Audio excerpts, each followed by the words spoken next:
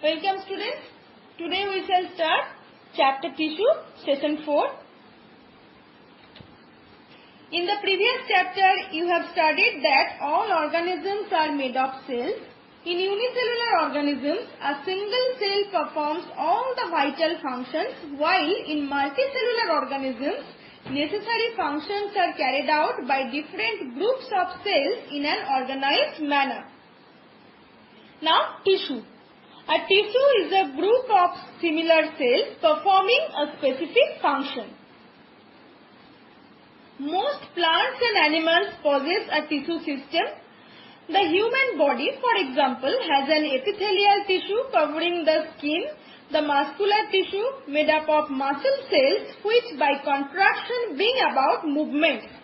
In a plant, the conducting tissue conducts water upwards from the soil to the aerial parts and food prepared from the leaves to the lower parts.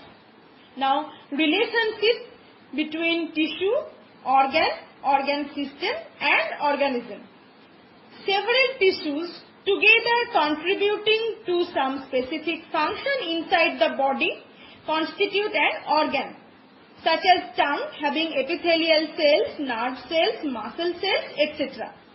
Many organs acting together to perform a specific life process constitute an organ system, such as the digestive system. Organ systems together constitute the organism. Example, the root system and the shoot system constitute the plant and organism. So, similar cells packed together form a tissue.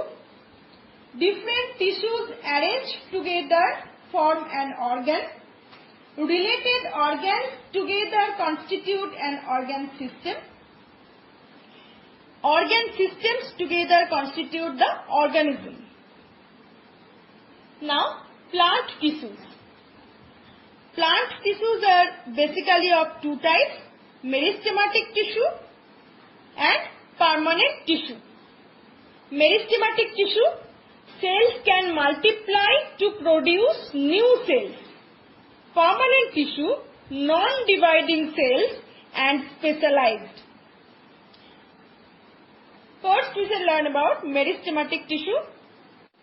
Now, meristematic tissue or meristem, found at all growing points of a plant, such as the tips of roots, stems and branches.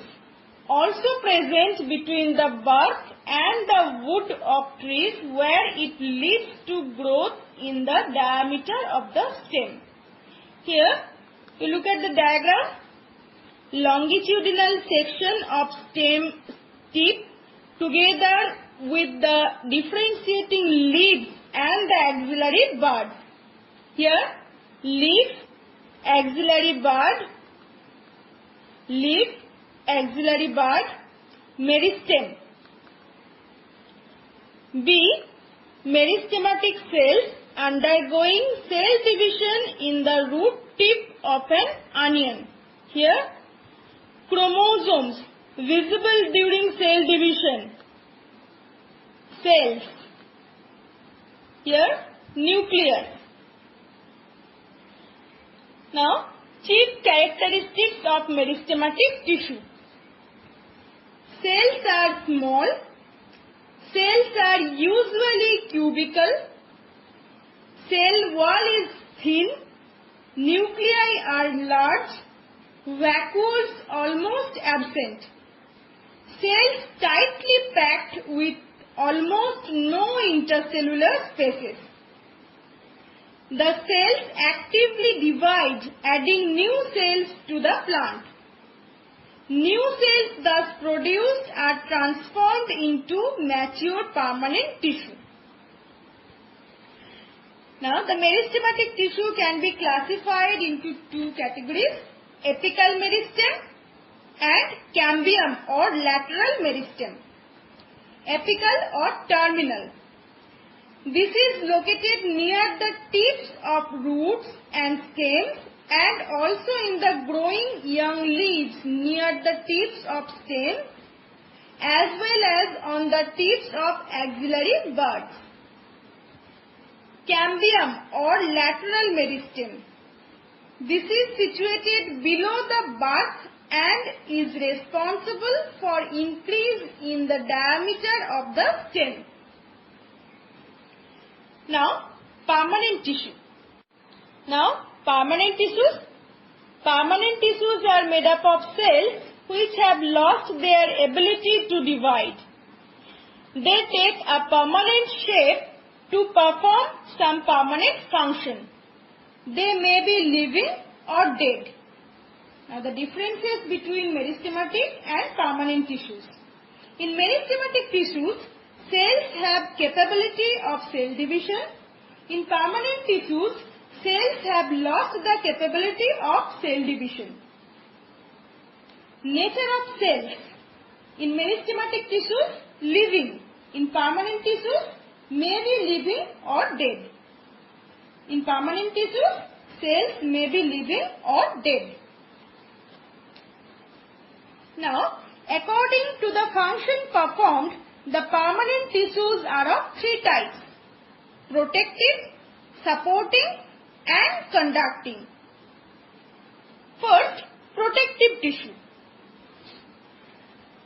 Cells with thick walls found on the surface of roots, stems and leaves. Examples: epidermis of leaves which secretes a waxy waterproof material. Cork cells in the buds contain another strong waterproof material. Epidermis. Epidermis means the epidermis is a single layer of cells that covers the leaves, flowers, roots and stems of plants. Now, supporting tissue. Supporting tissue is of several types. The three most important ones are parenchyma, collenchyma and sclerenchyma. Now, parenchyma. Large, thin-walled cells, oval, circular or polygonal in shape, usually a single large vacuole found in soft part of the plant, such as in the cortex or outer region and in the pith or central region. You see here, see the picture, parenchyma cell A from cortex of root, thin-walled, single large vacuole here. May store food as in potatoes. Here, B from potato, small vacuole stored starch granules. Here, granules of starch. Provide temporary support to the plant. Now, another picture of parenchyma tissue. Cell wall, nucleus, cytoplasm, vacuole, intercellular space. Here, intercellular space.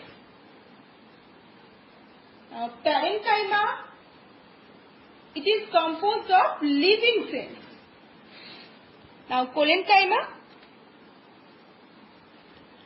Collenchyma made up of cells which are elongated and the cell wall is thickened at the corners. See the picture? Collenchyma, A longitudinal view and B cross section. Here, made up of cells which are elongated and the cell wall is thickened at the corners. It is found in the leaf stalks and below the epidermis of stems. The tissue helps to support the parts of a plant. Here, collenchyma, longitudinal section, A, B, cross section. Here, collenchyma, the cells are living in nature. Now, sclerenchyma. Now, sclerenchyma. Sclerenchyma composed of long narrow cells which have become dead. These cells develop very thick walls due to the deposition of lignin.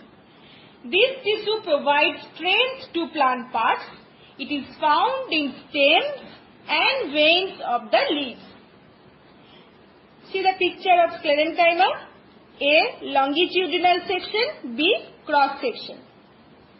Ropes, mats and certain textiles are made from plant fibers such as those of linen and hemp. These fibers are the sclerenchyma cells. The hard walnut cells and the gritty masses in the skin and the pulp of pears are made up of sclerenchyma cells, here known as stone cells.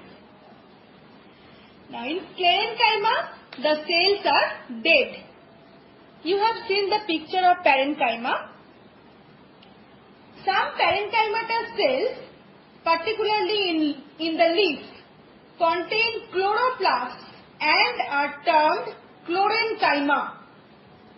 Chlorenchyma helps the leaf to produce food by photosynthesis. The parenchyma cells of aquatic plants, example Hydrilla and Vallisneria, have large intercellular spaces. These cells provide buoyancy to the plants and help them float. Such cells are called erenchyma. The parenchyma, collenchyma and sclerenchyma are grouped as simple tissue, each being made up of one type of cell. Simple tissue are made of one type of cell. Now, conducting tissue. Conducting tissue, also called the vascular tissue, provides a passage for water and dissolved materials to move up and down in the plant. The xylem and phloem are the two types of conducting tissues. First, xylem.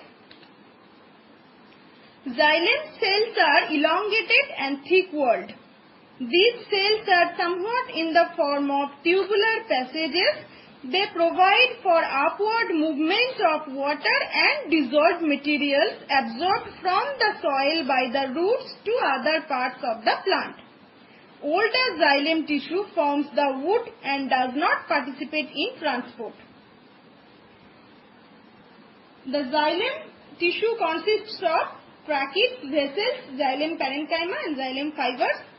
The xylem tissue consists of tracheids and vessels, also called tracheary elements, and xylem parenchyma respectively. Now tracheids. Tracheids are made up of elongated dead cells with large cavities without any contents. The cells are placed end to end forming a long tube. They have highly lignified cell walls. Lignify means make rigid and woody by the deposition of lignin in cell walls. They have highly lignified cell walls. They provide mechanical support by developing various types of thickenings in their walls. Now xylem vessels or tracheae. Xylem vessels or tracheae are long tube-like structures meant for transporting water and dissolved minerals. They are made up of elongated cells placed end to end. Their cell walls are quite hard, thick and lignified. Transverse walls get dissolved and make a continuous water pipe. You see the picture here, a variety of shapes of tracheids, xylem elements, simple perforation plates, multiple perforation plate. Here tracheids, vessels. Here vessels. Now xylem parenchyma. Xylem parenchyma consists of living parenchyma cells associated with the xylem. These cells serve for the storage of food, sugars and starch, and also help in the conduction of water and minerals. Now phloem. Phloem provide a passage for the downward movement of food manufactured in the leaves to various parts of the plant. They also provide for the upward movement of the prepared food towards the growing new leaves. The phloem consists of seed tubes, companion cells, phloem parenchyma cells and phloem fibers. First, seed tubes. Seed tubes made up of elongated cells placed end to end forming a long tube. The transverse walls are perforated and called seed plates. They help in the transport of food from leaves to storage organs and other parts of the plant. Now companion cells. Companion cells, living parenchyma cells closely associated with seed tube cells. They help in the functioning of the seed tube cell. Here you see seed tube cell, companion cells. Here seed cell, companion cell. Now phloem parenchyma. Parenchymatous tissue found associated with phloem, mainly concerned with storage of starch, fat and other organic food material. Now phloem fibers, sclerenchymatous tissue found associated with phloem. They mainly provide support. Look at the picture here. Phloem cells, A. Longitudinal section, B. Cross section. Here seed cell, companion cell, phloem parenchyma cell. Here seed plate. Here seed plate. Now look at the another picture of phloem. Companion cells, seed tube cells. Seed tube cells, companion cells, seed plate. The xylem and phloem collectively form the vascular bundles. The veins of leaves are examples of vascular bundles. They are in continuity with the conducting tissues of stem and root. The xylem and phloem are also termed complex tissues, being made of more than one type of cells working together as a unit. So, the complex tissues are made up of more than one type of cells. Look at the picture here, xylem and phloem. Xylem, water and minerals going up. Here, phloem, food from leaves going in various directions. Here,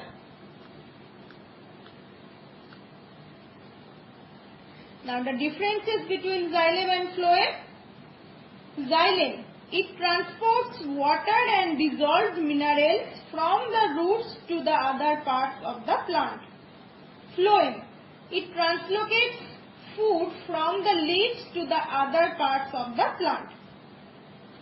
Xylem, it transports substances only in the upward direction. Phloem, it transports food in both upward and downward directions. So in xylem, conduction is unidirectional, that is only upward from the roots. In phloem, conduction, bidirectional conduction, both upward and downward from the leaves.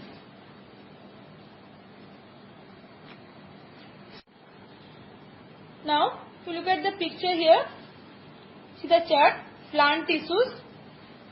Plant tissues are basically of two types, meristematic tissue, permanent tissue.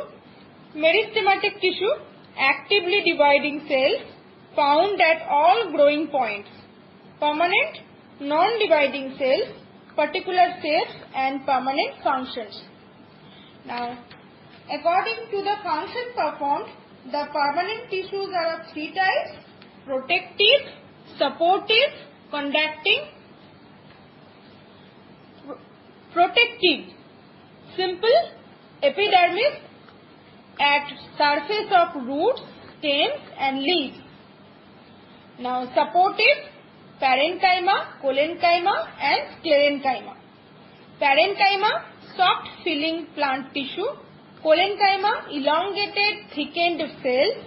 Sclerenchyma, thickened lignified cell walls. Now conducting or complex or vascular tissue consists of more than one type of cells working together as one unit. Conducting or complex or vascular, xylem and phloem. Xylem, water conducting, phloem, food conducting. Xylem, tracheids, long spindle shaped dead cells, vessels, cylindrical cells, end walls open. Xylem, parenchyma. Now the phloem consists of seed tubes, companion cells, phloem parenchyma cells. Here seed tube joined end to end through clusters of pores, companion cells and phloem parenchyma.